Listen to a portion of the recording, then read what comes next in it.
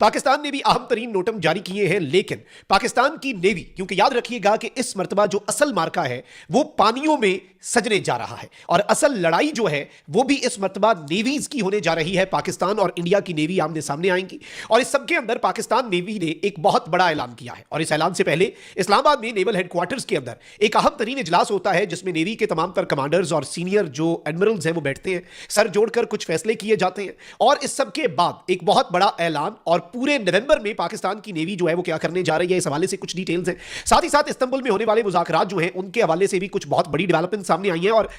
जो पाकिस्तान और तालिबानी रिजीम के दरमियान मामलात हैं वो यकदम तब्दील हुए हैं और इन मुज़ाकरात के अंदर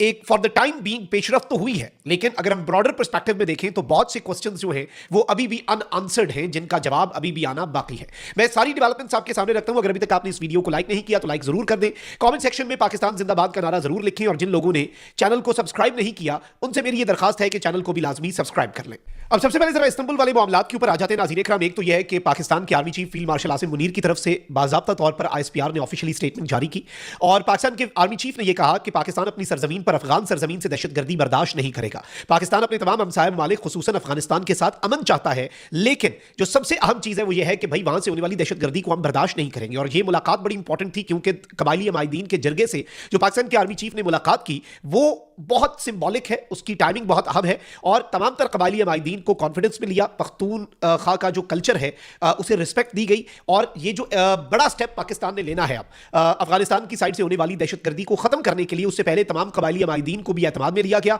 और कबायली अमायदीन जो है उन्होंने भी वाज़ेह मौक़िफ़ जो है उसे ना सिर्फ सराहा बल्कि कबायली अमायदीन ने कहा कि फितनतुल खवारिज की गुमराहकुन सोच को हमारे कबाइल में कोई पजीराई हासिल नहीं है और हम अपने मुल्क के साथ हैं, पाकिस्तान के साथ हैं और पाकिस्तान की फौज के साथ हैं। और अफगान तालिबान जो है ISPR ने यह ऐलामी में लिखा कि कबायली अमायदीन ने ना सिर्फ दहशतगर्दी के खिलाफ पाक फौज की हिमायत की बल्कि अफगान तालिबान के खिलाफ भी जो वाज़ेह मौक़िफ़ है वो अपनाया। फिर इसके साथ साथ नाज़रीन इकराम मैं आपको यह बता दूं कि पाकिस्तान के डिफेंस मिनिस्टर ने एक और स्टेटमेंट दी है और उन्होंने अफगान वफ्द के इस दावे को मुज़िकाखेज़ और गैर मंतकी करार दिया जिसमें कहा गया कि TTP के दहशतगर्द अफगान सरजमीन पर दरअसल पाकिस्तानी पनाह गज़ीन है जो अपने घरों को वापस जा रहे हैं। मतलब एक इंतहाई मुज़िकाखेज़ सी बात की है इन्होंने कि जी ये पाकिस्तान के लोग हैं जो कि अपनी सरजमीन पर चले जाएंगे और ये तो पनाह गज़ीन है। मतलब इस कदर भोंडी हरकतों के ऊपर तालिबान का जो वफ्द है जो इस्तांबुल में मौजूद है वो आ गया। लेकिन बाद में जब पाकिस्तान के वफ्द ने मुज़ाकरात कॉल ऑफ किए, 4 दिन ज़ाया हुए, उसके बाद पाकिस्तान का वफ्द एयरपोर्ट पर चला गया था और फिर तुर्की को इन्वॉल्व किया गया, तुर्की से कहलवाया गया और यहां तक कि तालिबानी रिजीम ने खुद पाकिस्तान से रब्ता किया और कहा कि नहीं हम लचक दिखाने के लिए इस वक्त तैयार हैं।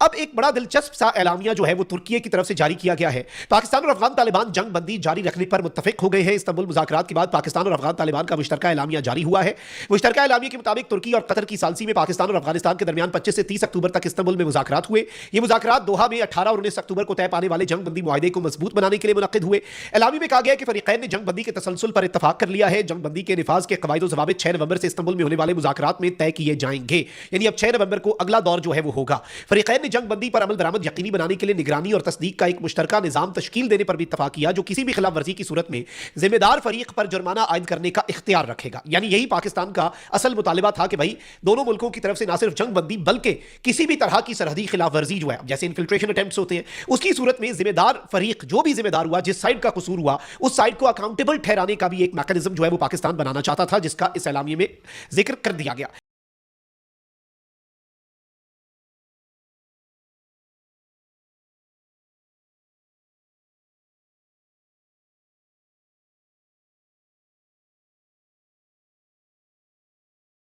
एलामिया के मुताबिक सालिस ममालिक तुर्की और कतर ने दोनों फरीकों के मस्बत किरदार को सराहा और कहा कि वो खित्ते में अमन इस्तेहकाम के लिए अपने ताउन को जारी रखेंगे। और तुर्किया की दरखास्त पर पाकिस्तान ने अफगानिस्तान के साथ मुज़ाकरात दोबारा शुरू करने पर रजामंदी जाहिर की थी और इससे पहले तालिबानी रिजीम का जो वफ्द है उसके खोपड़ी के अंदर कुछ चीज़ें जो हैं वो नहीं समा रही थी, जो कि बाद में फिर बहुत वाज़ेह हुआ जब पाकिस्तान एयरफोर्स के तैयारों ने परवाजें भरी एंड दे न्यू कि भाई इंडिया भी हमें नहीं बचा सकता। तो ये फिर तुर्किया के पास भी गए और इन्होंने तुर्की को कहा कि भाई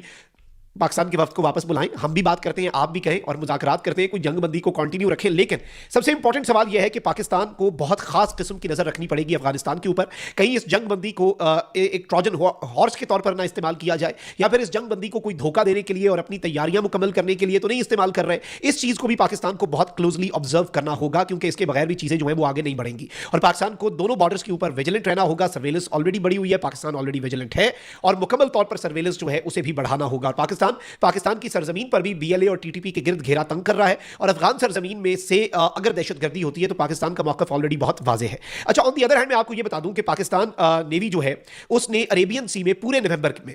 लाइव फायर एक्सरसाइजेस यानी लाइव फायरिंग की जो ड्रिल्स हैं उनका ऐलान कर दिया है।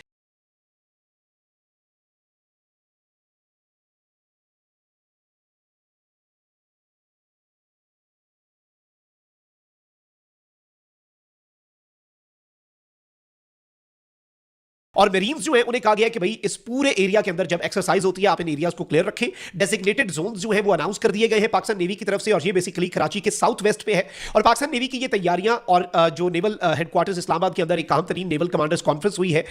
उसे अगर आप इक्वेशन में रखें, भारत की INS विक्रांत वाली तैयारियां, सरकरीक की धमकी, अलबत्ता पाकिस्तान के नेवी के जो चीफ हैं वो गए हैं और वो उधर खड़े होकर जो उन्होंने सरकरीक के ऊपर इंडिया को वाजे मैसेज दिया है वो सेल्फ एक्सप्लेनेटरी था, वो बहुत वाजे था, वो बहुत दो टोक था। अब सूरत हाल यह है कि नवंबर के अंदर भारत जो है वो कोई बड़ा एडवेंचर तो करेगा, और पाकिस्तान उसकी तैयारी कर रहा है, और पाकिस्तान अपनी तैयारियों से इंडिया को एक बहुत क्लियर कट मैसेज दे रहा है कि भाई वी आर रेडी और बाज आ जाओ, अभी भी वक्त है। लेकिन सबसे अहम चीज यह है कि जैसे डोनाल्ड ट्रंप ने भी कहा कि मैंने पाकिस्तान से राब्ता किया कि जंगबंदी कर लो मई में, तो पाकिस्तान ने कहा हम तो फेंटा लगा रहे हैं, हम क्यों जंग रोके। बाद में इंडिया ने भी ऐसा ही कहा, लेकिन 2 दिन बाद इंडिया ने खुद राब्ता किया कि भाई अब क्या ख्याल है, आपने जंगबंदी का कहा था हमें।